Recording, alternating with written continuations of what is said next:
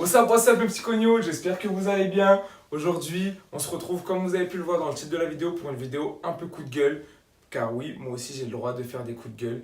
Et aujourd'hui, on va parler des prétendus coachs qu'on commence à trouver un peu partout. Et on va les comparer avec ce que doivent faire de vrais coachs et quels sont les rôles des vrais coachs dans ce métier. Donc justement, ça va être le grand 1 de ma vidéo qui va être le rôle des coachs. Et du coup, je vais comparer ce qu'il faut faire et ce qu'il ne faut pas faire. Alors, ici, on va avoir en première partie l'empathie. Être empathique, c'est très important. Il faut que vous soyez à l'écoute de vos adhérents, mais surtout, il faut que vous arriviez à vous mettre à leur place sans que leurs sentiments ne vous atteignent personnellement. C'est ça, être empathique. Ça, c'est une très grosse qualité en tant que coach. Deuxième chose, savoir adapter vos exercices en fonction de la personne qui se trouve en face de vous. Ça aussi, c'est très important parce que parfois, une personne va arriver vers vous et elle se sera blessée ou elle aura une pathologie et vous avez prévu une séance et du coup, il va falloir modifier cette séance. Et ça, justement, on est censé l'avoir appris à l'école et en formation. Donc, si vous avez une pathologie et que votre coach ne s'en préoccupe pas, cassez-vous. Cassez-vous les gars, parce que ça, c'est pas des vrais coachs. Nous, on est censé l'avoir appris, on sait comment adapter les exercices en fonction des personnes qui se trouvent en face de nous.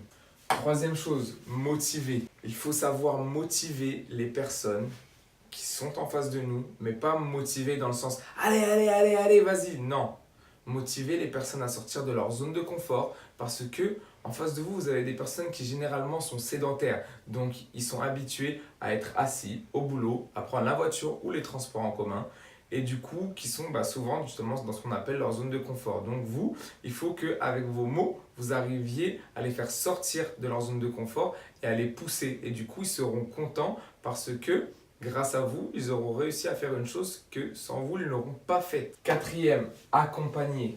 Ça, c'est très important. Il faut savoir accompagner vos adhérents. Vous n'êtes pas là que pour faire votre séance, prendre votre oseille et vous barrer. Parce que grâce à votre séance et à travers vous, les clients, vos adhérents, ils vont parfois s'épanouir dans la vie. Ils vont se sentir mieux mentalement et physiquement. C'est le but.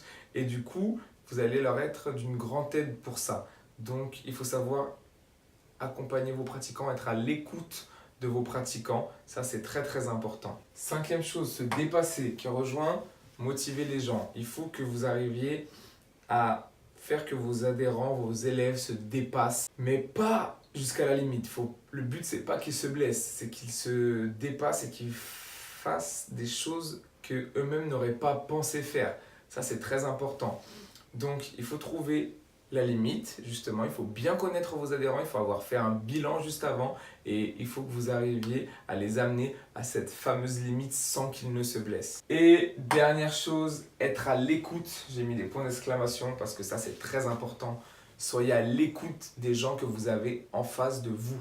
Je sais que je me répète, mais ça, c'est vraiment hyper important parce que parfois, faut savoir une chose, on est des êtres humains, on n'est pas des robots. Et parfois, les gens ils vont venir à votre séance, ils auront eu quelque chose qui s'est passé dans la journée qui font qu'ils ne se sentent pas bien, ou parfois ils auront mal dormi la veille, ils ne seront pas en forme, ou ils se seront blessés avant de venir, et du coup il va falloir que vous adaptiez votre séance. Et ça, c'est un grand plus, parce que si les personnes que vous avez en face de vous sentent que vous êtes à l'écoute de ce qu'ils vous disent, justement ils vont vous kiffer. Ils vont se dire, ça c'est un coach, tu vois, le mec il m'écoute et il est là, il pense pas qu'à sa gueule. Donc ça c'est très important, soyez à l'écoute. Maintenant on va passer à ce qu'il ne faut pas faire. Tout ça là, c'est ce qu'on voit beaucoup sur les réseaux sociaux malheureusement. Première chose, comptez. Vous n'êtes pas là pour compter les répétitions à la place de vos adhérents. Ils savent compter, ils sont grands, ils sont allés à l'école au moins jusqu'au collège. Donc il faut arrêter, vous n'êtes pas des compteurs, vous n'êtes pas là pour faire 1, 2, 3, allez 4, allez 5, vas-y 6, il t'en reste 4. Non. Et en plus, ça me rend triste parce que dernièrement, j'ai vu un gif sur Facebook, un gif en anglais, qui disait ironiquement « Merci les coachs d'être là pour compter nos répétitions ». C'est pas possible parce que ça veut dire que les gens ils sont en train de penser ça de nous. Et du coup, on perd notre plus-value, on perd notre valeur. Donc ça, va falloir rectifier ça très très vite. Et ça, généralement, c'est les gens qui étaient des hyper fréquentants, qui n'ont pas de consignes parce qu'ils ne savent pas quoi dire, donc du coup ils sont juste là pour compter à votre place. C'est pas ça un coach. Donc si vous avez ça encore comme coach, cassez-vous. Deuxième chose, les coachs qui sont que dans la performance, plus. C'est bien d'être dans la performance, mais à une certaine limite. Encore une fois, ça va être les hyper fréquentants de salle de sport ou les grands sportifs. Mais il faut savoir une chose, c'est que les personnes que vous avez en face de vous, ce ne sont pas généralement des grands sportifs qui viennent vous voir, ce sont des gens sédentaires. Parce que les grands sportifs, ils n'ont pas besoin de vous pour faire leur sport, à part dans le cadre d'une prépa. Mais c'est quelque chose qui est à part. Arrêtez d'être que dans la performance parce que ce que vous allez gagner, c'est que vous allez blesser vos adhérents et qu'ils ne vont plus venir. Et le but, c'est que vos coachings ne soient pas éphémères, mais qu'ils perdurent dans le temps.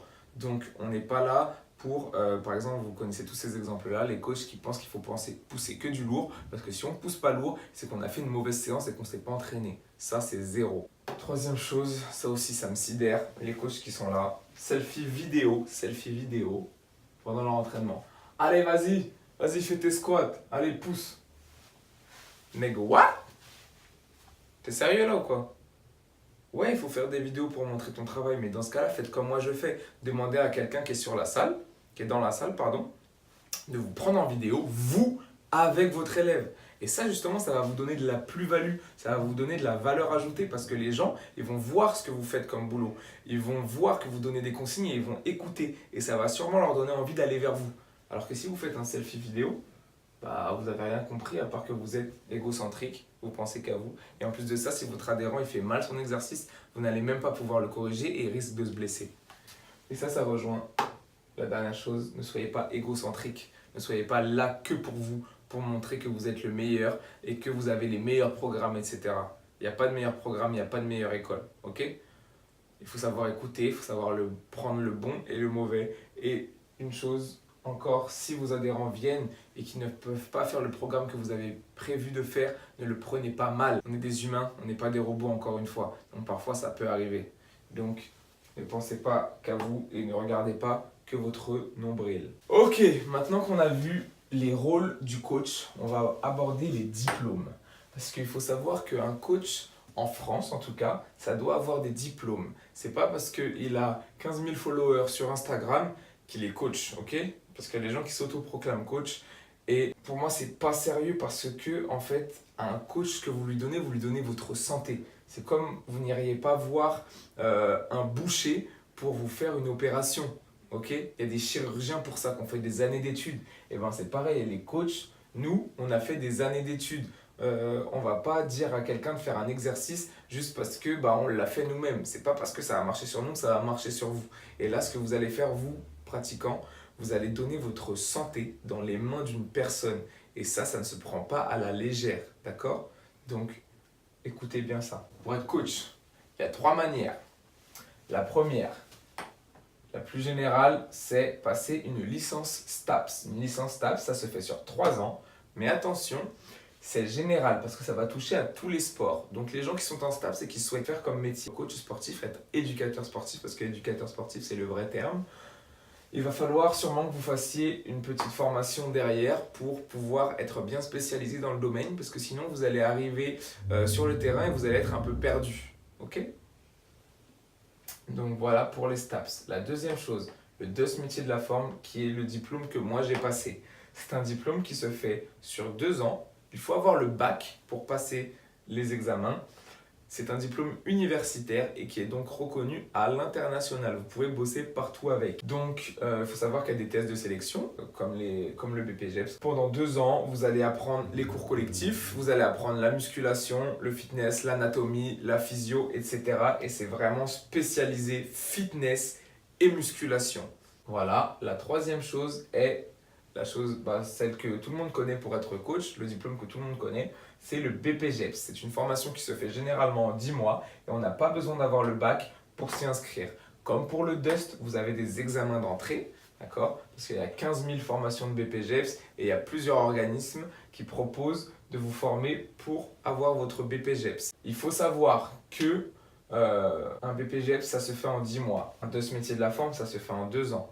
Donc je ne dénigre pas le BPGEPS, loin de là, mais il faut savoir quand même qu'en 2 ans, on va avoir plus de choses qu'en 10 mois, parce qu'on va aller plus loin au niveau de l'anatomie, au niveau de la physio, et on va essayer d'apprendre un peu plus de choses, et même au niveau de la gestion d'entreprise. Alors, quand on dit moi sur le BP, c'est assez condensé. Alors attention, il va y avoir des très bons coachs sortant du PP GEPS et des très mauvais coachs sortant du DOS métier de la forme. Parce que le diplôme, c'est seulement un bout de papier qui est beau pour l'État. Mais il le faut quand même. Mais attention, il ne fait pas l'homme avec un grand H. Parce que ça va être le temps que vous allez investir dans des formations, dans des ouvrages, lorsque vous allez lire, tout le temps vous informer, tout le temps apprendre. C'est ça qui va faire de vous un meilleur coach, qui va faire que vous allez être plus compétent. Donc voilà, c'est pas parce que votre coach il a un BP qui sera moins bon qu'un Dust. Ok, loin de là. Si c'est quelqu'un qui s'implique, qui est tout le temps là à lire des bouquins, à faire des formations, etc., ce sera un super coach. Une chose qui est très importante, quand on a fait ces 3 formations, peu importe laquelle, à l'obtention du diplôme, on va avoir une carte professionnelle. Une carte professionnelle, là je ne l'ai pas sur moi, elle est à l'accueil. C'est une carte qui atteste que vous êtes coach sportif, que vous êtes éducateur sportif, pardon.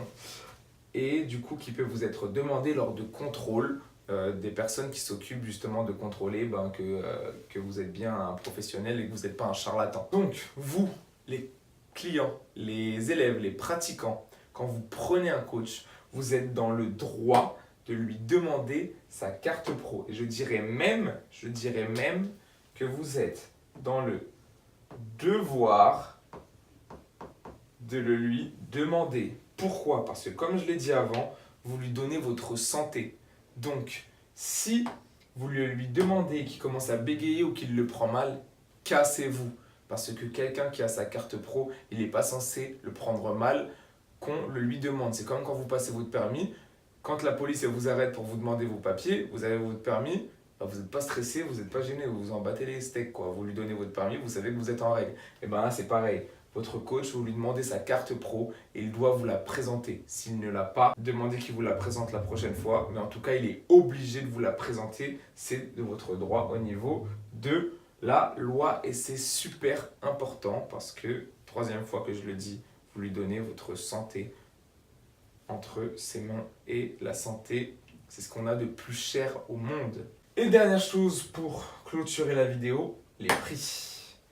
Alors, les prix...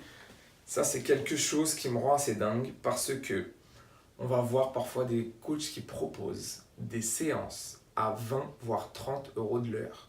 Ça, c'est pas possible. Ça, c'est ce qu'on va appeler de l'ubérisation du coaching. C'est juste pas possible. Parce que je veux bien qu'il y ait du low cost, mais on n'a pas de low cost avec la santé. Enfin, un chirurgien, il a le même prix. Vous n'allez pas trouver un chirurgien à 200 euros, ça n'existe pas. Ou pareil pour un dentiste, ou etc. Un coach, c'est... Voilà, je sais que je fais que de le dire depuis tout à l'heure, mais c'est vraiment quelqu'un qui va prendre soin de votre santé. Il ne va pas jouer avec votre santé comme tous les autres charlatans. Donc, quelqu'un qui propose du coaching à 20 ou 30 euros de l'heure, méfiez-vous. Il va même y en avoir qui proposent à 10 euros de l'heure. Ça, généralement, c'est les personnes qui viennent des pays étrangers, Espagne, Portugal, Brésil. Ils proposent ces coachings-là parce que parfois, ils vont avoir passé une formation, mais qui n'est pas reconnue en France ou qui n'ont pas du tout de diplôme juste parce qu'ils sont un peu sportifs et qui sont, on va dire, atypiques, etc. Qu'on kiffe, ils ont une bonne personnalité, ils bougent bien, etc. On va aller vers eux, mais non. Un coach à 10 euros, voire 20, voire 30, c'est pas possible, ça n'existe pas. C'est qu'il y a anguille sous roche. Donc inquiétez-vous quand on vous propose ce tarif-là. Je vais vous donner une moyenne. Alors, en banlieue parisienne, d'accord? En banlieue, la moyenne, c'est entre 50 et 55 euros. Ça, c'est une moyenne. Ok? Vous allez trouver forcément, je ne vais même pas faire le signe euro, putain, je pense qu'au dollar. Vous allez trouver forcément un peu moins cher ou plus cher. Mais pour moi, le moins cher, le minimum, ça doit être 45. En dessous de 45 même, il y a un problème. Parce que quelqu'un qui a passé des années d'études pour avoir son diplôme, il ne vous facturera pas de 45 euros de l'heure. C'est pas possible. On a passé du temps à faire nos études, à nous, comment dirais-je, à nous perfectionner, à apprendre des choses. Donc c'est... Je dis pas ça, ne pensez pas que j'ai la grosse tête, hein, c'est pas du tout ça, mais quand même, il faut qu'il y ait une cohérence, il faut que ce soit cohérent avec le vécu d'une personne. Et après, plus votre coach va avoir de diplômes, plus il va vous facturer cher, ça c'est normal. Donc ça, c'est la moyenne en banlieue parisienne. À Paris, la moyenne à l'heure, c'est le tarif à l'heure, va être de 70 à 75 euros. Ça, c'est la moyenne sur Paris. Voilà, les prix que vous allez pouvoir trouver en moyenne. Alors bien sûr, il va y avoir souvent des coachs sur Paris qui vont vous proposer parfois 120 voire 150 euros. Mais normalement, il est censé le justifier avec les diplômes et l'expérience qu'il a. C'est pas quelque chose qui est abusé. Moi, je vous donne simplement des moyennes. Ok. Donc voilà, je pense que j'aurais tout dit par rapport au métier de coach et à tous ces fameux charlatans, ces youtubeurs, ces instagrammeurs, ces influenceurs. Méfiez-vous, c'est votre santé que vous leur donnez, que ce soit des programmes en ligne ou que ce soit du coaching en one-to-one. Faites très attention. Donc voilà, c'était votre coach, The Don Trainer. J'espère que cela vous aura plu. Pensez à mettre un pouce bleu, pensez à vous abonner en bas à droite de la vidéo comme toujours et partagez un max parce que ça c'est très important pour vous. Allez, peace, à la semaine prochaine.